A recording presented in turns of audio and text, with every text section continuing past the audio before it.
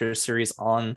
And also, welcome to everyone who's joined in today. I am Rob Zellem. I work at NASA's Jet Propulsion Laboratory out here in the Los Angeles, California area, and I am the project lead for Exoplanet Watch, which is the citizen science project to monitor transiting exoplanets. And we're really excited to show you today how you can directly participate in this project by using data taken from our partner telescopes, such as the MicroObservatory, and how you can actually analyze it yourself using some of our built-in tools. Wanted to introduce some people on the phone who are part of our team officially. The workshop is actually mostly going to be led by Heather Hewitt. Heather is an ASU graduate student getting her PhD, hopefully in the next few years, and she's made this amazing workshop on how to analyze your own data, and I'm just here to be the sacrificial figurehead as best as I can. And yes, thank you, Rachel. ASU is the Arizona State University.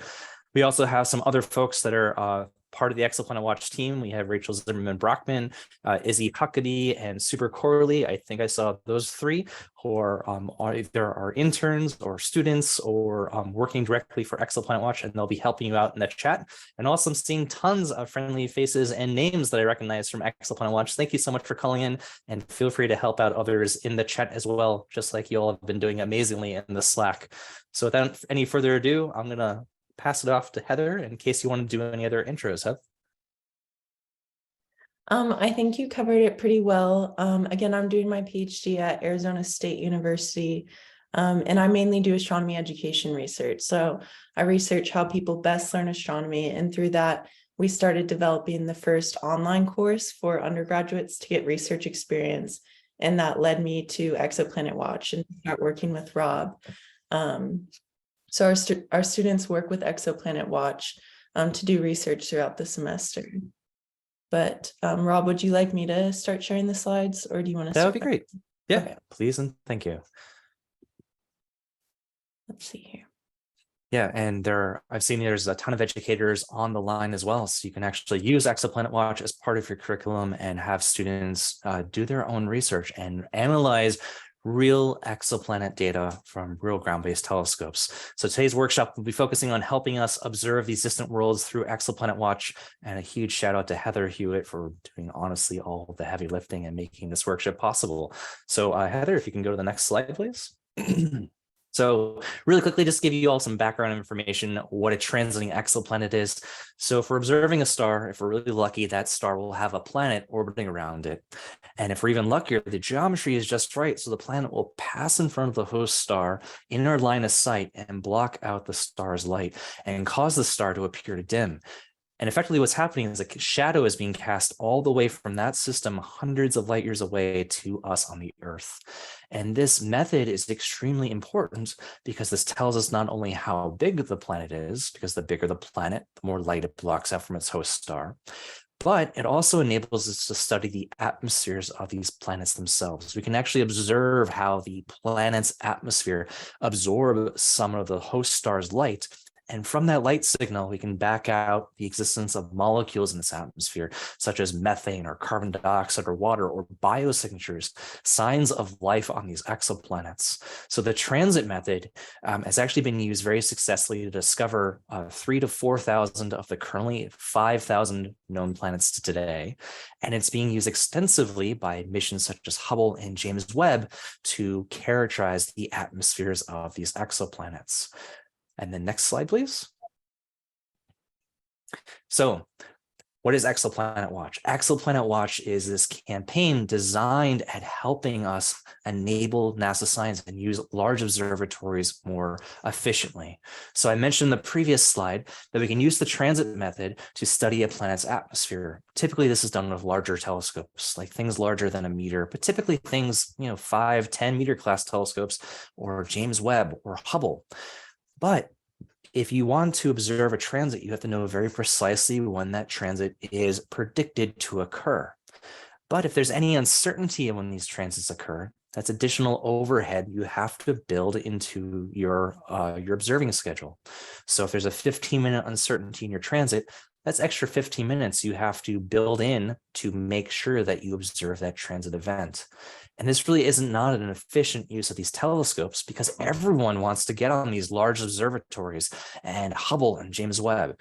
So what we're trying to do at Exoplanet Watch is do some precursor observations with small telescopes, telescopes as small as 3 inches, to observe these transits from the ground, then update the transit times so we can get on James Webb and Hubble and other large observatories and use their time a lot more efficiently.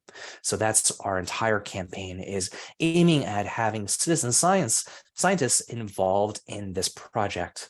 We're a completely collaborative effort to complement existing surveys. We owe a lot to the MicroObservatory. Have very kindly donated over 10 years of data to our users. That's over 2,000 data sets, and you all have already checked out 500 of them, which is incredible. All of our data is immediately public to the entire community. There's no proprietary phase. There is an opportunity for professional astronomers to give feedback and do target requests. We've actually had a few campaigns that have resulted in published papers, thanks to your participation. But one thing that I'm really, really proud of and excited about is observers will be listed as co-authors on any published results. So if your light curve has been published for the very first time, we will ask those authors to include you as a co-author on that paper. If you do the work, you deserve the credit. And we're also funded by NASA's Universal Learning, which is funded ultimately by NASA. Next slide, please, Heather. So here's a quick little overview of the user experience. It's a little overwhelming, so I'll step through this really quickly. You can hit the next slide, please. If you have your own telescope, you can plan your own observations. You can go on our website. We have a little built-in tool on there that helps you identify what targets we recommend that you observe at your location on the Earth, but you can observe any transiting exoplanet you want. Then, once you pick your target, you use your own telescope and digital camera to observe. But what happens if you don't have your own data? Well, you can go on our website as well, and you can actually submit your email address to our data checkout system and request data from one of our robotic telescopes. And we're showing a picture here of the MicroObservatory, which has donated, again, thousands of data sets to us. And thank you so much, Mary, and the MicroObservatory team for doing that for us. Right now, you go on our website, you submit your email address, and in a few minutes, you will be able to get that data sent directly to your email inbox. So those are the 2 different ways you can get data. Take it yourself or get it from one of our robotic telescope partners. The next step then, next please, Heather, is to analyze your data. So you can use any data analysis tool that you want to turn your images of the night sky into those final exoplanet measurements. A lot of people in the field use AstroImage-J, and this is very popular in the amateur astronomer community as well. We've also built our own data analysis tool called Exotic, which we'll be using today. I'll talk about that a little bit more later. Then either of these 2 software, they give a upload file that allows you to then contribute it to the AAVSO, or the American Association of Variable Star Observers. The AVSO is, I think, the world's oldest variable star observing campaign. They've been observing variable stars for over 100 years. And they're letting us use their exoplanet database for free, which is extremely crucial and helpful to our project.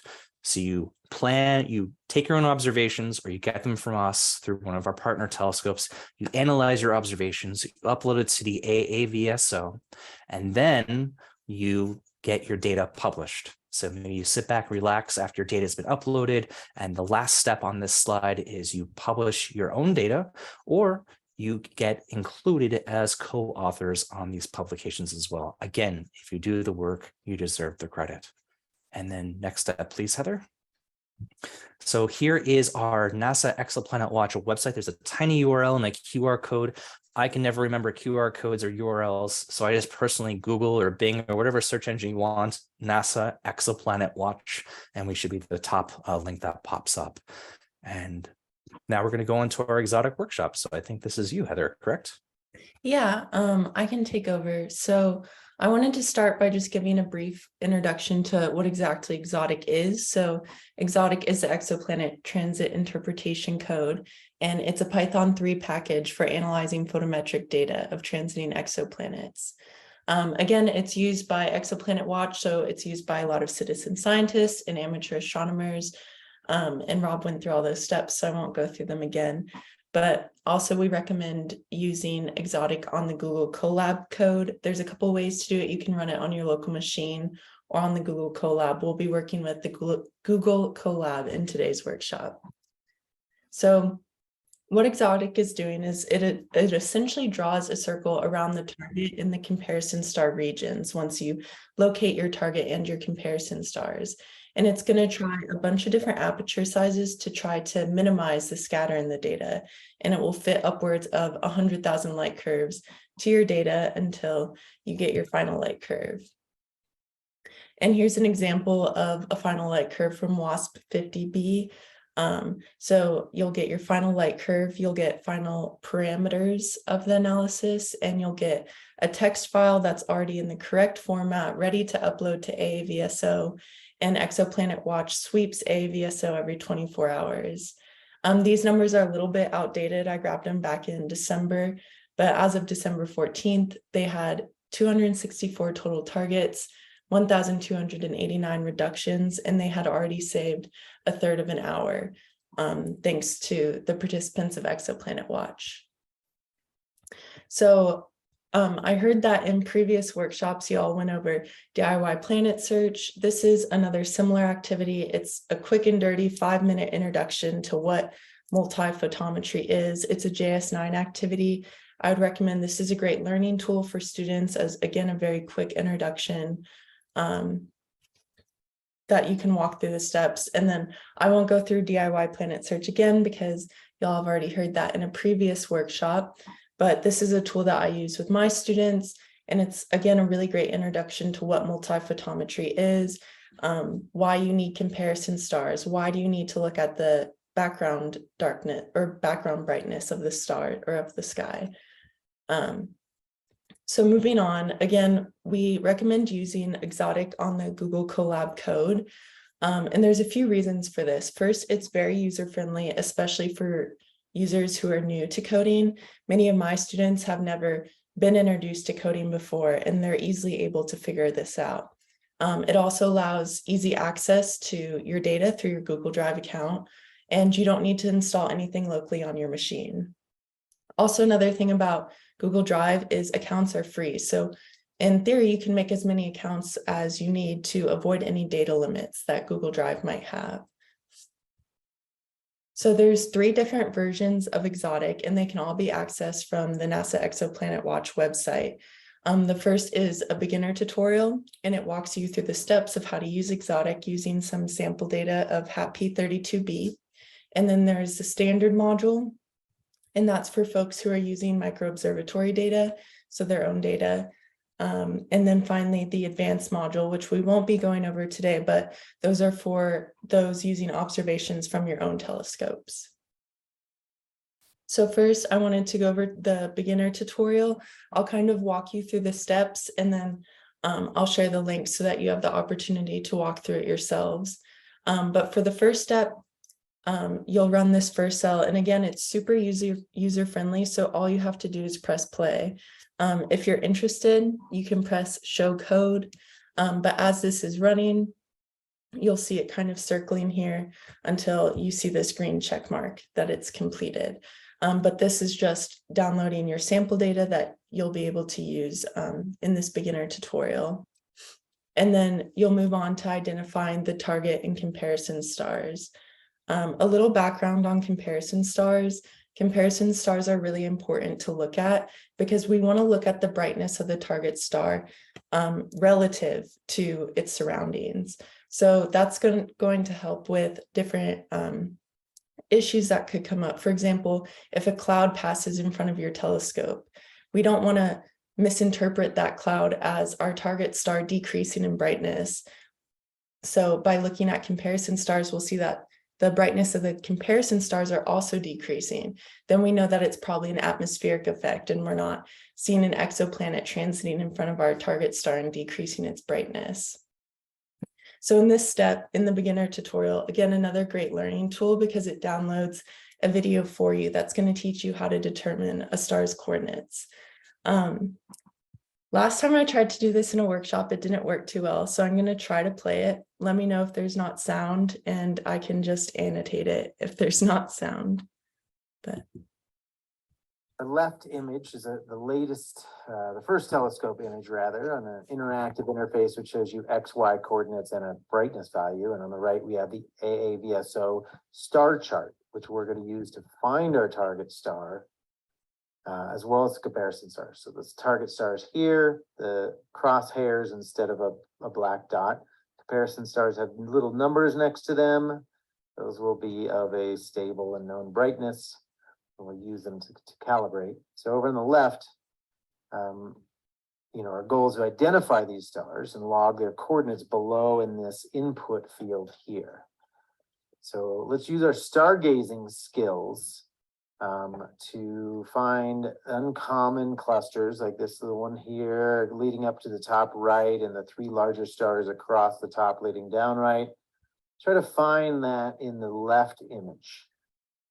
And it's good to, especially something like this, let's use the zoom tool to get an equal sort of view of both of these. So we click and drag a rectangle that is about the same area of the star chart. And you'll see once you do that, they look far more similar. And so now let's identify the target star, which is again, the crosshairs in the center of the right image. It's just to the left of those little cluster and just below that big one above and a little bit to the right. I think it's that one. You'll notice that it is where the crosshairs would be, and there is no black dot there. So get the X and Y coordinates, 424, 286, put them in down below in array format of bracket, X comma Y, close bracket. So that is how we identify that. And then for the second one, we'll enter coordinates of two comparison stars. We'll take the big one on the top left, and then we'll end up doing the top middle one, 325, 365. Let's put that one in first here. And again, this is going to be two comparison stars, the top center one. Grab that, and we're going to make an array of arrays. So putting these into pairs like we do above, and then wrapping all of that into a pair. So you'll see we've got two of those and then a bracket around the outside to make an array. We hit return, and there we've done it. We've made it an inits.json file, which we'll use in our next step to run Exotic to determine change in brightness. All right. Hold on. So, Heather, should we answer questions in the chat now or come back to them when you go with this overview? Yeah, we can up to you. answer questions now. I'm just trying to figure out how to get off of the video here. No worries. You might have to hit the escape button on your keyboard. But Anne is asking in the chat, how do you know your comparison stars are going to be constant in brightness? And we're actually leveraging all the amazing work that's done by the AAVSO.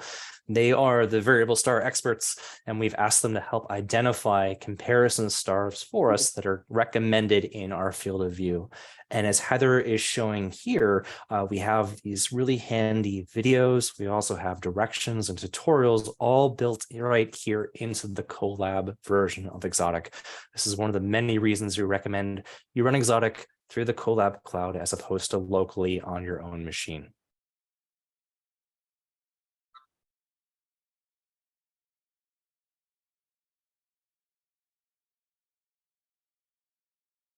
Are there any other questions in the chat?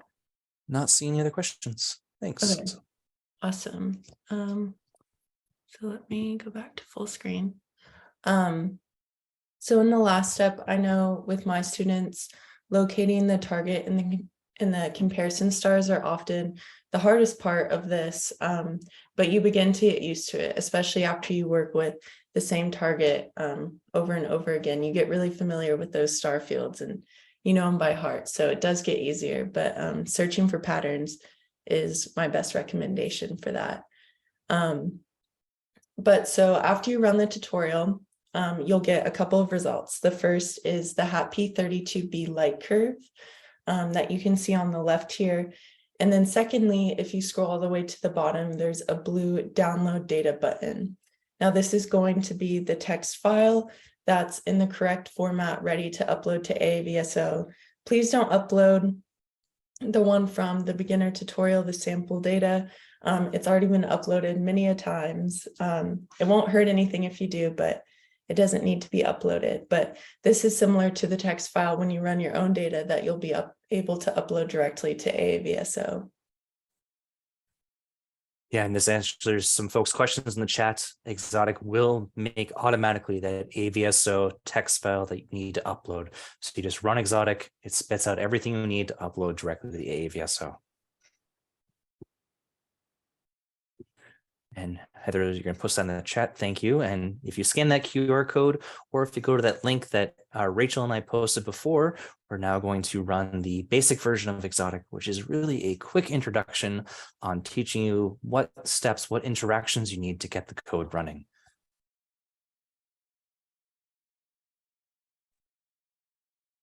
And then did you want to talk folks through this, Heather, or how would you like to proceed? Yeah, so I was going to give folks a few minutes to run through it. I kind of went through the steps that they need to run through, unless you have a different idea.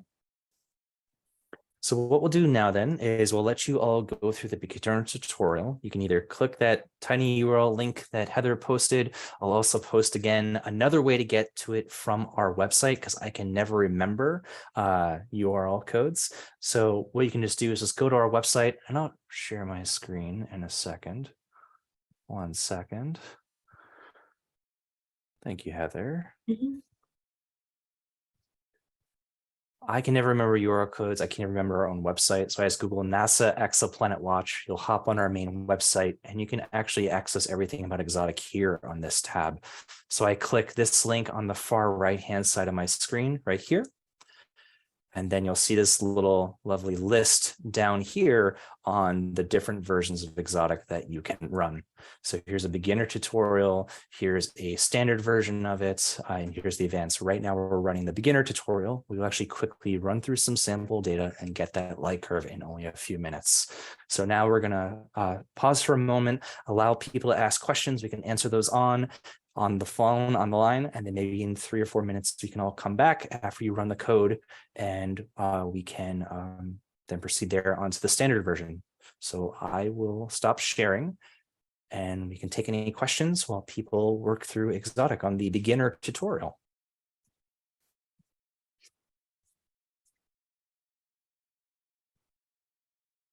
And just to echo what Frank is saying, comparison stars are chosen for their known to date, their invariability. So ideally, a comparison star is not variable. Again, as Mary also posted in the chat, comparison star is like a standard or a known, what is the exact word you use, Mary? A control. Control. Thank you. A control in your experiment. So ideally, when you're observing a comparison star, it's not varying. It has a constant brightness over time. So your comparison star should be flat over time. But sometimes you'll have errors introduced into your system. So for example, a star, when it rises in the night sky, it gets brighter because you're looking through less of the Earth's atmosphere. And when the star sets again, it gets dimmer again. So that looks like a little curve. The star will get brighter and dimmer. There also can be other forms of errors that are introduced, such as, let's say someone accidentally knocks your telescope and hits it off balance a little bit. That could introduce bumps and wiggles into your light curve. We use a comparison star because we know it should be flat, and the comparison star ideally shares a lot of the same systematic errors with our target star. So if we take our target star's brightness that's varying over time and divide it by our comparison star that's varying over time, we should hopefully remove or divide out those same shared systematic errors. So comparison star as a control allows us to identify any error sources that might be popping up in our data, and it allows us to easily divide them out and remove them. And then from there, we can then get a really nice looking light curve. And yes, Michael, hopefully you're not bumping your own telescope there, but I probably have done that myself many, many times. And as Frank is saying, when in doubt for a comparison star, the AVSO has generally made comparison star identification for a majority of our targets. Occasionally, you might pick a star field where the AVSO hasn't identified a good comparison star nearby. A good rule of thumb is to pick something that's close by to your target and that's bright, at least as bright as your target star ideally. But Exotic will actually do most of the heavy lifting for you. You can identify tens, hundreds, actually infinite number of comparison stars, and Exotic will figure out the ideal comparison star to use for this analysis. Also, some of you might be worried about putting in the wrong pixel positions of your target stars. You don't need to worry about that either. Exotic double checks your image to make sure that the pixel location that you've identified for the target star is indeed your target star. So you don't have to stress about that as well. Gary is also asking in the chat, does Exotic allow working of TIC and TOI candidate planets to support similar results as an alternate path to AVSO? So as a heads up, AAVSO's exoplanet database only accepts data from currently confirmed known planets. Candidate planets are currently not being accepted by the AAVSO, and they recommend that if you get observations on a candidate planet, that you instead upload that to TFOP, the Test Follow-Up Project. And maybe someone like Pablo can put a link into that project. I know there's a few folks that are involved in that as well. But basically, TESS is this satellite that's discovering thousands of new planets, and they need our help to help confirm them with your own observations. And Exotic does allow you to analyze your data on these candidate planets and make the same reports that folks at TESS and the TESS Follow-Up Project are looking for to confirm these targets. So yes, we do support that. Is the long answer, or the short answer to the longer answer. All right, so hopefully everyone's had a moment to go through and go through on the code. If you can all give us little reactions when you've successfully completed, you can use like the hand clap signal, the thumbs up, or the little positive check mark. Or if you're still working through the beginner tutorial on Exotic, you can also click the red X button, just so as we know when folks have gotten through it or not. Seeing some thumbs ups. Mary's currently on step 3, which is running Exotic, and Mary will hopefully be getting a light curve very soon. Seeing lots of thumbs ups here. If anyone's having any problem with Exotic at all, let us know in the chat. We have a ton of folks on the line that are more than welcome to help out. Also, you can also ask us questions on our Slack channel. If you go on our website, at the very front page, there's a link to click and join our free Slack channel. And that's a great way to interact with all of us and the community to help figure out your issue and hopefully get you up and running as quickly as possible. Charles is having an unable to open any links, says you're not authorized. So that might occasionally pop up if you are using like a work Gmail profile or account. Sometimes your work doesn't allow you to access certain notebooks. If that's the case, I would recommend that you open your own free Gmail account, which takes only a few seconds and it's completely free, and then give that a shot as well. And then Charles, if it doesn't work, please let us know on the Slack channel. I'll be happy to help you as well.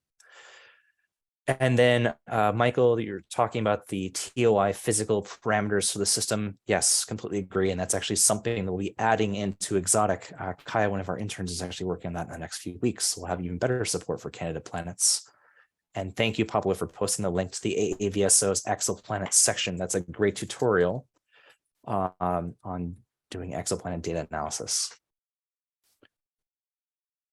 All right, is there anyone else that maybe you can give us a reaction like this with the little red X if anyone hasn't gone through the tutorial yet?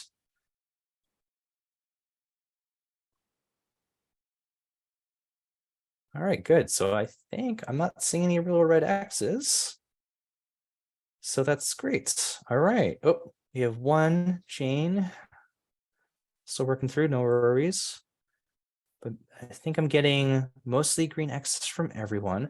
And yes, John, you enter the X and Y pixel coordinates of the target star and the comparison stars, just like it has as the example in the notebook.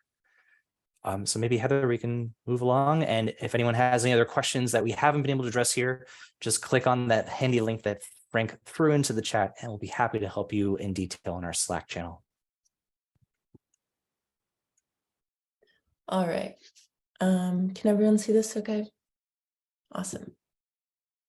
All right, so now that we've gone through the beginner tutorial, we'll move on to the standard version. And this is the version you'll use if you're using MicroObservatory. So if you use Exoplanet's Exoplanet Watch's data checkout system, you'll be using the standard version. The only data that you're not going to want to use this for is data that you collect on your own. You'll use the advanced version for that. But again, I just went over this. So we sent out the data, correct me if I'm wrong, but we sent out the data via email beforehand. So you should have that downloaded into your drive. If you don't, no worries, you can go find that email and click on that link. There's some instructions on how to download that data. But for this version, again, I'm going to go through the steps of the notebook, and then we'll give you all a chance to run it on your own. So the first step is actually mounting your Google Drive with Exotic. So this is going to allow access to all of your libraries and where your data is stored. And then you'll need to load your telescope images. So you'll be prompted to enter a path to your images, like you can see in this picture. So to do this, there's a little folder icon on the left-hand side of the screen, and you'll click on that, go to My Drive, and navigate to where your images is. So in this example, I was looking at data for WASP 104B. So I went to images, and I have my dark folder in here along with all of my images. So I'm going to copy my path to this folder labeled images here by clicking the little 3 buttons here and copy path, and then I'll paste that into the code there. So then after entering the path to your images, you'll be prompted to enter the target's name. And you want that because we're going to look up this target on the NASA Exoplanet archive. So for this tutorial, we're going to use WASP 104B. And when we enter that, again, it will look it up on the NASA Exoplanet archive, and it's going to pull up all the planetary and stellar parameters that Exotic will need to use to run. So then Exotic will probably ask you for your AAVSO observer code. For our purposes, you can skip this by just hitting enter, or if you don't have one, you can hit enter always. And then before running the third cell of code, you'll need to make sure that the name of your host star is entered correctly. So again, we're looking at WASP 104b, which orbits the star WASP 104. So you'll enter WASP 104 here. In our telescope, we're using MicroObservatory data, so we can leave that as it is. And finally, you'll locate your target and your comparison stars. There's a lot of AAVSO recommended comparison stars for this target. For the sake of time, I would recommend just entering the 3 closest ones. So you have one right under the target and 1 and 2 above either side of the target. And then finally, in the 4th cell of code is when we'll actually perform the reduction of the light curve. So this is going to take about 3 to 15 minutes to run. So we're not going to wait for everyone's to finish running. But again, if you run into any issues after the workshop, please feel free to put any questions in the Slack channel. It will probably prompt you asking, would you like comparison stars added automatically from AAVSO? You'll go ahead and enter yes, and then it will use all of these other AVSO recommended comp stars that were in the star field in the step before. So again, we'll break y'all loose and let you work through this. I can post the link to this in the chat again. Let me find it. Also, please feel free to enter any questions in the chat, and we can answer those as y'all are working through this. And again, I posted the link to our overall Exotic page. Of the 3 options, we'll be using the standard version. I also posted a link to the data, which you can copy and paste directly to your own G drive. I will show you right now, those who didn't have a chance to do that, how to do that. It's a little finicky on exactly what to do. Let me grab this is Brave. Let's see. Just do this. So here's the folder that I just put into the chat. And what you can do on this is exactly like Finder in Mac or File Explorer in Windows. What you can do is your drive here is sort of like your local hard drive on your Google Colab Cloud. And then what I do is I make a new folder for my data. So I have my drive and it has my data in it. So it's a folder on my G drive. Then what you can do is you can go to the link that I threw into the chat, and I'm going to grab that myself. So here's all the data in this folder that Heather shared with us. And this is very crucial on how best to copy the data. Unfortunately, G Drive doesn't have an easy way to always copy over the data. So I'm going to show you how we recommend you do it. And it also can't copy over folders. So what I do is I click the very first image here. Then I scroll all the way down to the bottom. And I wait for all the images to load. And I hold down the Shift button on my keyboard and click the last one.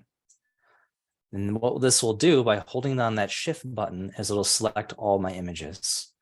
Then on my Mac, I hit Command C, or on my PC, I hit Control C to copy the images to my clipboard, as you saw that little pop-up came on down there. Then I go back to my folder and I hit Command V or Control V to paste those images. And you'll see that I'm copying now those 77 files from Heather's drive to mine without even having to go over my local hard drive. So we're just copying from Heather's G drive to my own. You'll see that they're all named copy. That's okay. Exotic doesn't care. It just cares about the FITS file extension. So you don't have to worry about this. They're all copied to my drive. You might have noticed also there were some additional files here that Heather sent us that were called darks. The MicroObservatory has its own calibration files called dark fields. Basically what these are images where the shutter is closed on the camera and it takes an image of the chip of the detector, the CCD detector itself of the camera. And this helps us identify and remove systematic noise sources from our data to get higher quality data. So it's all in this folder called darks. So what I'll do is I'll go into this dark folder and I'll use that same trick I did before. Click the first one, hold the Shift button and click the last button. So click, hold down the Shift button on your keyboard and click.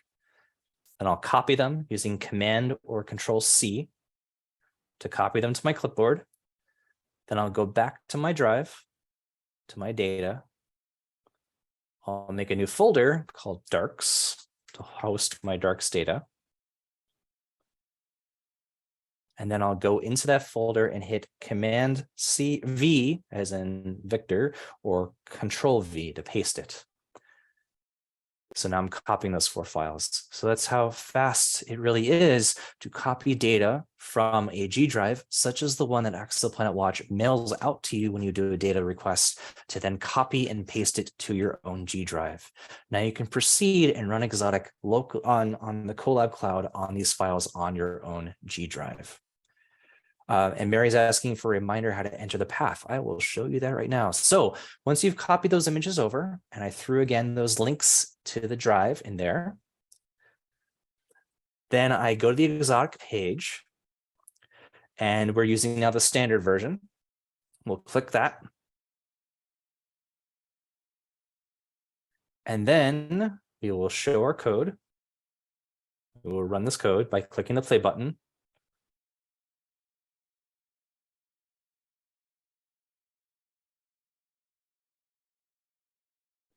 And what's happening right now is we're literally connecting to a computer that Google is operating in its cloud for free.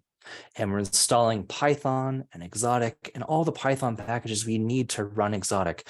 Normally, if you're running this on your own PC, you'd have to do these steps on your own computer. This is a pain and kind of difficult to do, especially for new users. So it's a lot simpler just to hit the single play button and let Google worry about it for you. And again, you can sign up for a free Google account. You can also sign up for as many as you'd like, as is necessary for your data sets. So once this loads, next we'll be looking at how to load our telescope images, which is sort of similar to what we did in the original tutorial. I'm going to pause here while this is importing and installing and see if anyone has any questions so far, or if anyone's run into any issues that we can help you out in the chat with.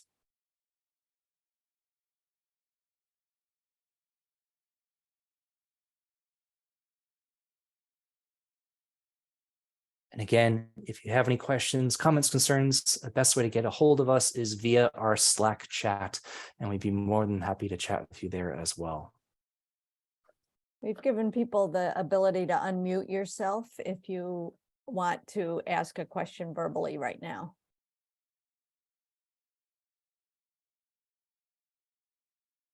But this is usually the biggest step, the longest step, as well as the last one is typically the longest step. And once you get through this stuff, it's hopefully easy and straightforward. And as we mentioned before, we have these very helpful links on our website. So if you have a question on how to do something, likely it's answered on this page or elsewhere on our website. But again, if it's not clear or if you have a question, reach out to us on our Slack channel if you have any questions beyond this workshop. Occasionally also the Colab might just randomly hiccup and just crash on you. We've had a user or two that were just unfortunately got that luck of the draw where the Colab just crashed for a moment. Just let us know. And to answer your question, Dennis, yes, this workshop is being recorded right now, and the awesome folks at the MicroObservatory will be emailing out the link, and we'll also post it on our website as well, so that any future users can rewatch this workshop and learn how to participate in Exoplanet Watch. So right now we've installed a plotting software, we've installed Exotic, we're installing some helpful tools to help us analyze the data. It's almost done. It's probably a little slow because all of us are doing this at the same exact time on Google servers.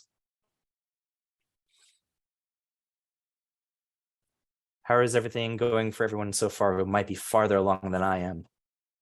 Oh, right. And you'll get this question about permitting to access your Google Drive files. You can hit connect to your Google Drive, just a security, a little pop-up for you there. And then you'll select your account to link.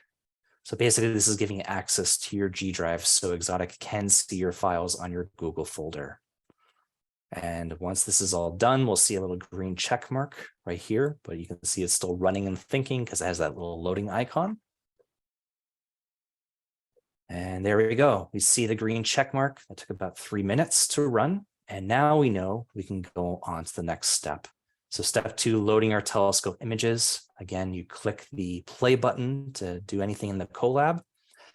And this is exactly answering Mary's question. This is probably one of the harder steps in Exotic, is figuring out how to correctly point Exotic to the folder that has your data. The easiest way to do this is to use your inline browser. We have links on how to do that right here. You can also just click this folder right here and click on Drive to go to your drive and my drive. And here are all of my awfully organized Google Drives and files on my computer. So I think I put them in something called My Data. So I'll click on that. And there's the copy of the WASP 104 data that Heather gave us. Now to copy this path and tell Exotic where to point to, you hover over your folder that contains your images, which is My Data. You click on these 3 buttons right here and you hit copy path. So again, you hover over the folder that contains your images. You click these 3 buttons on the right and you hit copy path. Then you click on this box and you hit Control-V or Command-V, depending on your operating system, or you can right click and hit paste and hit enter. And now it knows and it sees my data. Then for exoplanet name, this is WASP 104b. And now it's looking at the physical parameters for the target. Stephen, yes, finding your target star can be difficult, and I will show you in a second how I do that. Maybe Heather can. So it's looked at the physical parameters of our targets. You can enter your observer code. I know what mine is because I've memorized it, but if you don't have one at this stage, you can just hit enter to skip that. And we can now move on to the next step because we see our green check mark, and because it's told us we can move on to the next step as well. So now here's the second hardest step of running Exotic, is identifying your target in comparison to stars. Our telescope we're using is MicroObservatory, and our target is WASP 104. That's our host star. And when we hit enter, or actually, sorry, you hit the play button, And this is going to grab a star chart off the AAVSO's website to help us do that pattern matching. And just like Rachel said, this can take some practice to do. But again, don't stress about it, because you can Exotic will double check your work. So right here, we do a pattern matching. What I like to do is try to find bright stars in my field. And maybe Heather, you can talk people through this while I gesticulate my mouse if you like. Yeah, absolutely. So as you become more familiar with the targets that you're working with, you'll recognize certain patterns. My class recently worked with WASP 104b. Last semester, we went through 54 nights of it, so I became quite familiar with this one.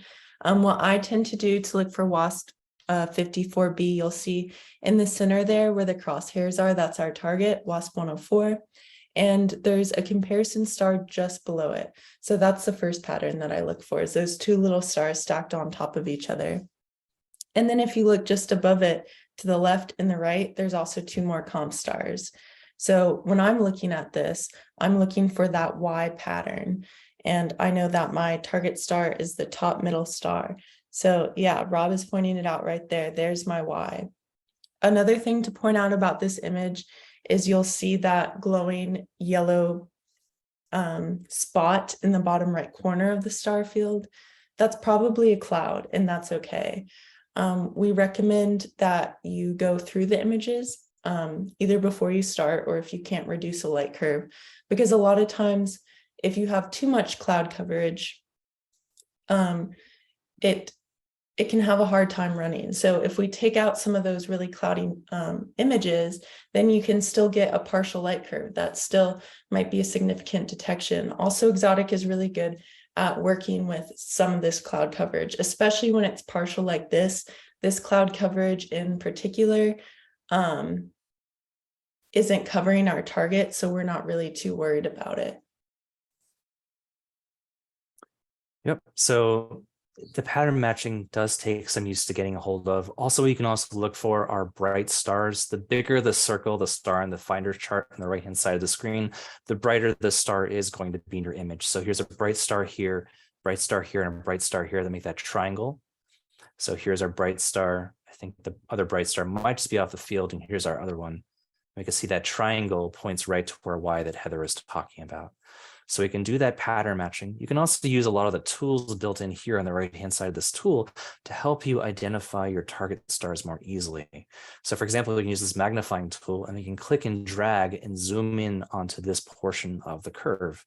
We can also select this tool and use the scroll wheel on our mouse or two fingers to zoom in and out.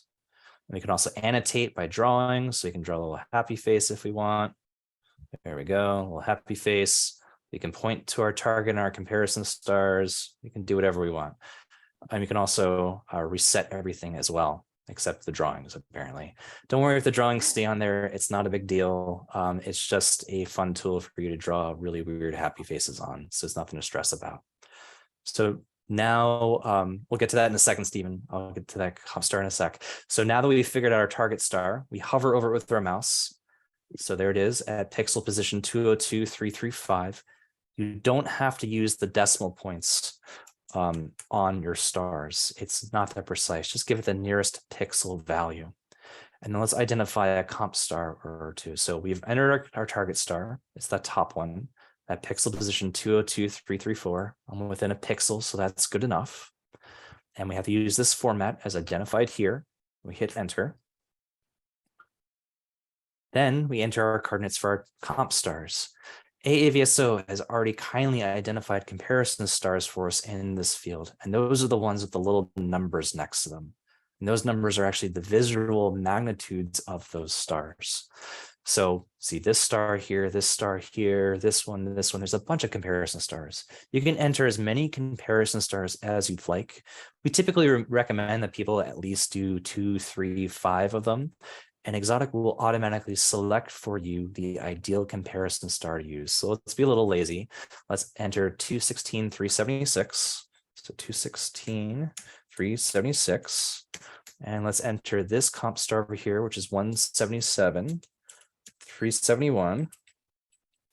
I'll just do 2 for now. And you enter that in that format, those double brackets, as it says in the instructions, and you hit enter or return. And then you'll see, you get a little happy message that you're done. You can proceed to the next step. You'll see the blue, green, oh, good Lord, the green check mark. I need more coffee, everyone. And that means we can go on to the next step. So again, Exotic will be able to check your location of your target star. So we know it's here. But if I made a mistake and I said it was this one, Exotic will give me an error message to say, hey, I've noticed you accidentally identified the wrong target star. Would you like to change it to this one instead? And you can just hit yes and fix it.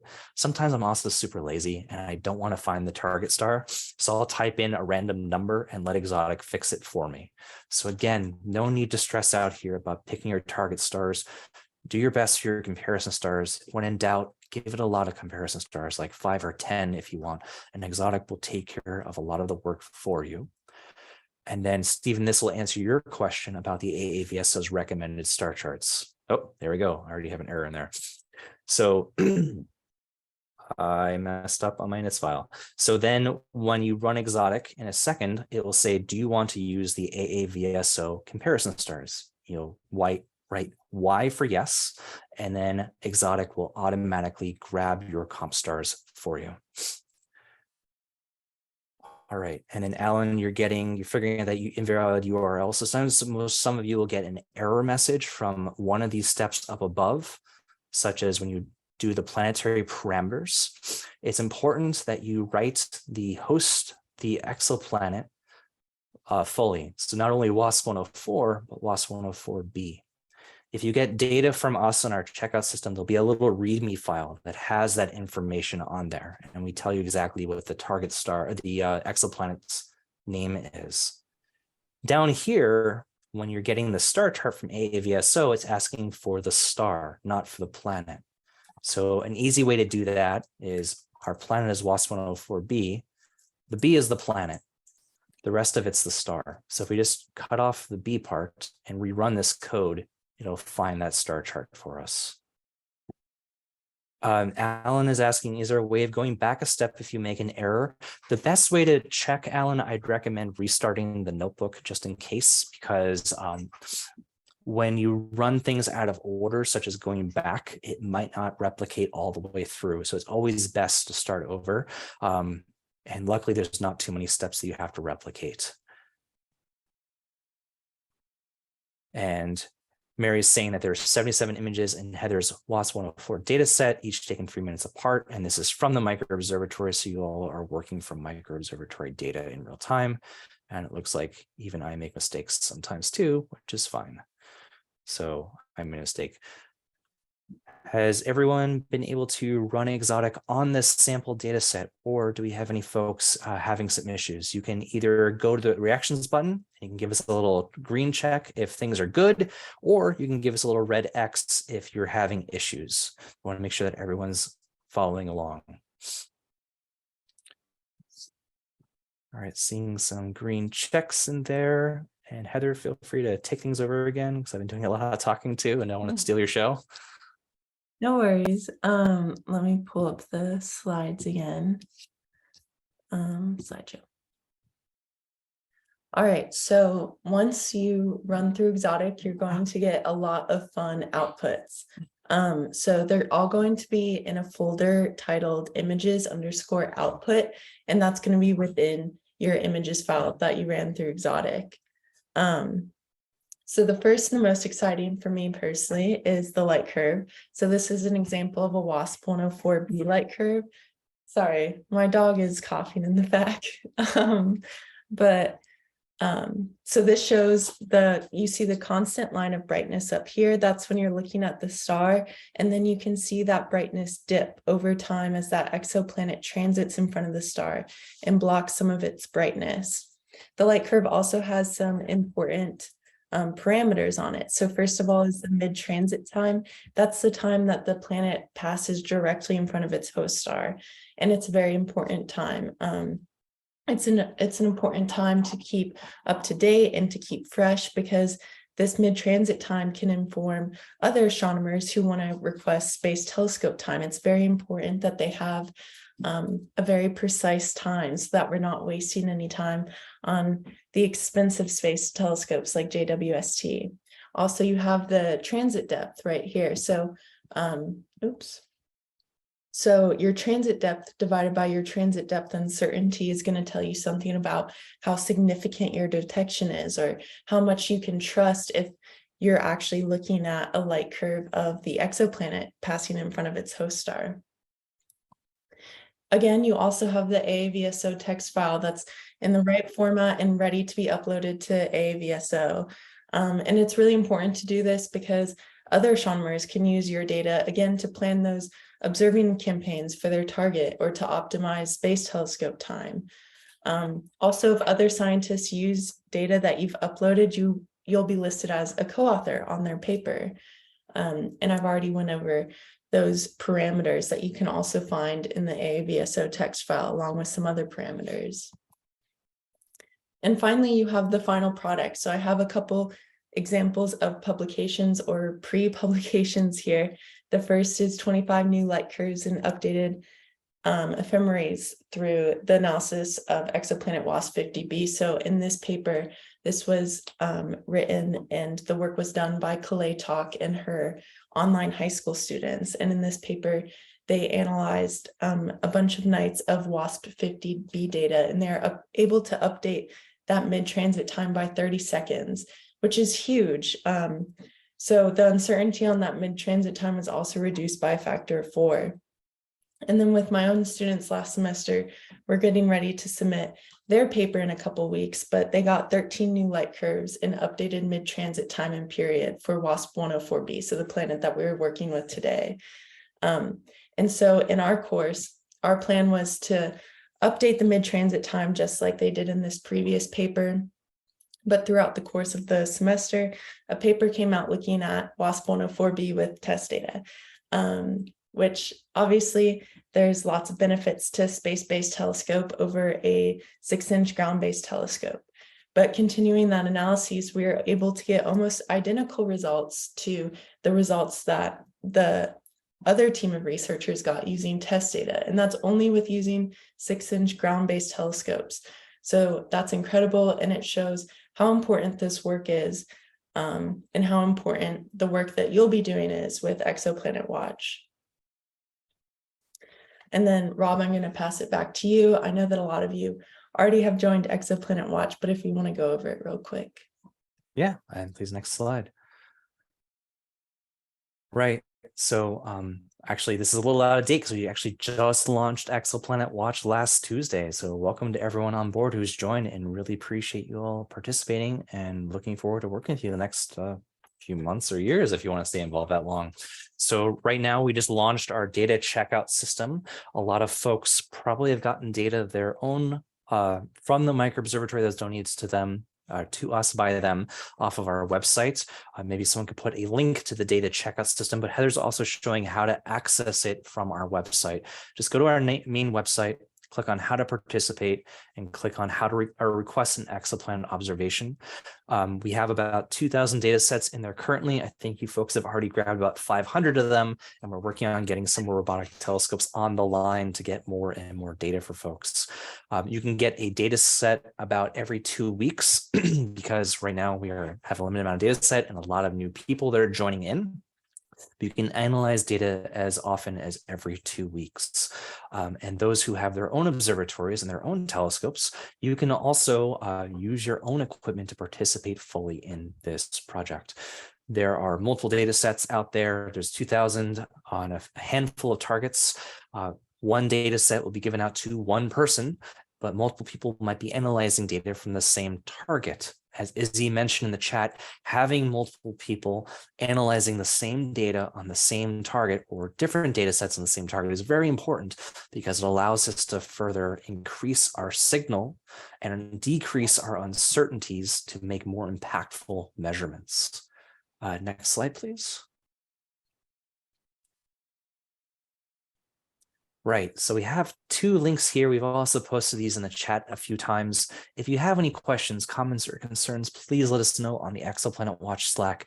You could email us, but the best, fastest, easiest way to get in touch with us is via our Slack channel. It's completely free to sign up for. You just scan that QR code. You also have it linked at the very top of our Slack channel. If you have any questions about the data checkout system, you can ask that in data requests. Also, we have information on helping folks out with exotics. We have our own pound or hashtag exotic channel, where if you run into any issues, we are more than happy to help out with that as well. And Heather has also posted the QR code and link to our website as well. But again, I can never remember URLs, so I just go to NASA Exoplanet Watch and I Google that and it pops up. Alan is asking a question for the MicroObservatory team of where can they find earlier workshops? And it looks like Frank just posted the link. Thank you, Frank. So you can watch the previous 2 workshops there. The last one in particular goes in really great detail on how to use DIY Planet Search. So if you're an educator or any other teacher or professor, and you want to explain what Exotic is doing under the hood, because we do automate a lot of the process, you can have your class go to those links, learn how to use DIY Planet Search, which is an amazing job of teaching you about multi-object photometry and how the data is extracted from these images, and demonstrates really well what Exotic does. So huge thanks to Frank, Erica, and Mary for posting those links and hosting those previous 2 workshops. So I found that my error on my code, I had an extra bracket on there. So make sure you follow the formatting that we tell you online. Once I fix that typo on my bracket, my code is running, and hopefully all of you are able to get your WAS 104 data running as well on your own machine through your own Google Colab. We're getting some questions as well about data. Let's see. So for example, Chetan is asking if you have your own telescope and can you load the images in the drive and do the same test? Exactly. So you can use Exotic for your own telescopes as well, and it should work on any telescope platform. We've been doing a lot of testing these last 3 and 4 years to make sure we support a telescope. If your setup is not working in Exotic, let us know, and we'll be happy to add that functionality and support into the code. But yes, you can do the same thing you did here. You would just have to manually, by hand, upload your images to your Google Drive. If you run out of space on your G Drive, as Heather mentioned, just sign up for a new free Gmail account where you have more space. You can also run Exotic locally. That admittedly is a much more of a pain to do, and we recommend running on the Colab Cloud. No worries. Does anyone have any questions? Is anyone running into any issues? This is kind of a quick overview that Heather and I were giving on how to get data and how to analyze it using our data analysis tool Exotic. And again, as Heather mentioned, the outputs from this code are that really nice light curve, a lot of other helpful data sets and images, but also that text file, that AAVSO text file that you need to upload to the AVSO to fully participate and contribute to this project. Any questions at all? We'll open the floor and I can take a sip of water.